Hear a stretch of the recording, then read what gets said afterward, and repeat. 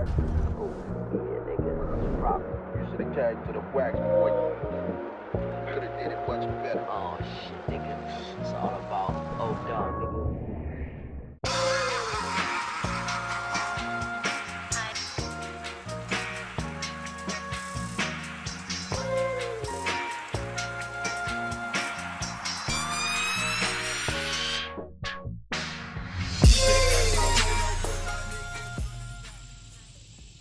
Alright guys, this is my 1998 6.7 swap 2G. I've been getting a lot of questions about this thing here recently since it blew up on the TikTok, and I'm here to do a little overview on the setup. And so I'm gonna start with pretty much this side. We got a 14 mil CP3 from Exergy. We're running 250s from Flux and a VS 476. It picks up a lot of boost with this setup. I mean, 6.7's kind of known for making a lot of power very easily just because of the drop pressure. And at this weight for this truck, it really does get down. I mean, I don't need nothing no more than tune 1. That's right there at 800. For daily driving this thing, it really surprised me how well the street manners of this platform is. Really happy with how this thing came out. We try to keep it as clean and simple to the point as far as wiring, parts. I mean, I polished everything that's you see here. So the next thing I want to cover is the full mount valve body setup. We ended up going with a stage 4 Muldoons, still a 47 RE setup. It still runs the line pressure gauge. That's what I personally came up with. That's just for making sure trans is still happy. It's not running dry or the filter's getting too clogged. We are running 2 ECMs under the seat here to run one part of the truck, which is just the engine side, and then we got the other ECM controlling all the factory functions. The guy that did all the wiring here is from Cody Bowen. He pretty much just went through the whole thing, slimmed everything down, made it a full standalone for both sides. We pretty much got to the point where it all just retained all factory functions. We wanted to make sure everything was hidden. I mean, as you can tell here, we cut out the fenders here and pretty much simplify as much as possible. I mean, hide everything we could. If there's anything I don't cover in this video, just please comment down below. I really will try to get to everything, or at least DM me. I will get to the point where I can answer everybody and just make more content on the things that y'all want to see more of. Another thing I want to cover is the rear end. We ended up doing a full Yukon setup.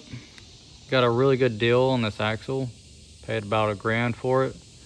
It came with the disc brake conversion. I just put new calipers and whatnot on there. And then we did the Longhorn traction bars with pro-grade ends. The pro-grade ends do come with billet ends. I personally didn't know that, but they are serviceable, and which is pretty neat. Another thing I want to cover is people ask me about this battery. Now, I don't know the long-term effects with it getting weatherized, but you can always change the battery out. Not really concerned about it. But a lot of times it stays in here in the shop, but it does get rained on from time to time. And we got this exhaust set up. Not a lot of people are a fan of it, but hey, it's my truck, and I like the way it looks. It doesn't just sit there and put black smoke in people's face. Not really been a fan of the whole rolling coal deal. The guy that really tuned this truck has done a really great job of keeping it clean throughout all the tune levels on the 5-position switch. I mean, shout out to Tony. He really does what I paid for. I mean, wanted 1100 tune up in it, and we got 1075 when we went to Beans Diesel this past 2 weeks. Did a few hits up there.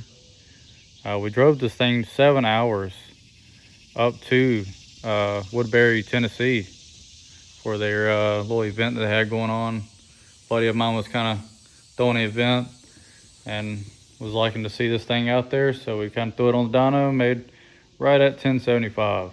That number is true to what the tune-up should be. So, but I haven't seen anything on the road around here to keep up with this thing, which I'm pretty stoked about. A lot of people want to run it and chase it down and whatnot on the highways, but it's not necessarily made for that. We literally purposely built this truck for drifting it on the back roads, having fun, traveling long distance to these events. And which reminds me, this thing will be at FP this coming year. We got approved for the gold lot. We will be driving it up there. I won't be towing it. So if you guys see it, just stop by, ask questions. Just let me know what you want to know about. I'm willing to be transparent on a lot of this stuff. I mean,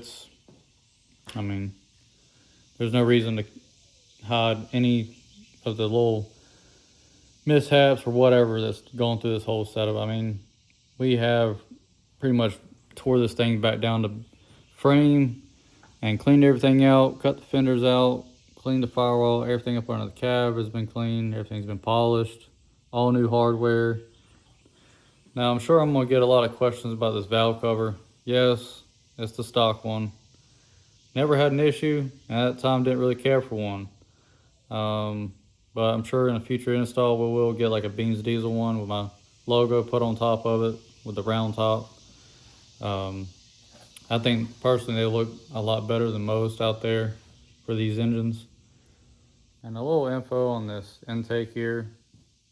As far as when I went to go pick one of these up, they didn't offer them on the website.